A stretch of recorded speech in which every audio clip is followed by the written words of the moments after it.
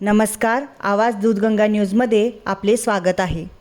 करवीर तालुक्यातील खेबवडे येथील ग्रामपंचायतीच्या उपसरपंचपदी माजी गृहराज्यमंत्री आमदार सतेज उर्फ बंटी पाटील गटाच्या सौ प्रेमाताई प्रकाश पाटील यांची निवड करण्यात आली।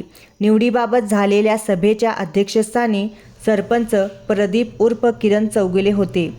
मावळत्या उपसरपंच सौ शुभांगी भाट यांनी राजीनामा दिल्यामुळे ही जागा रिक्त झाली होती।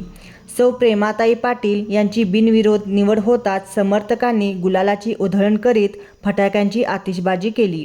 नूतन उपसरपंच सौ पाटील यांचा सत्कार आमदार सतेज पाटील यांचे खंदे समर्थक व बाजार समितीचे विद्यमान संचालक सुयोग वाडकर यांच्या हस्ते करण्यात आला।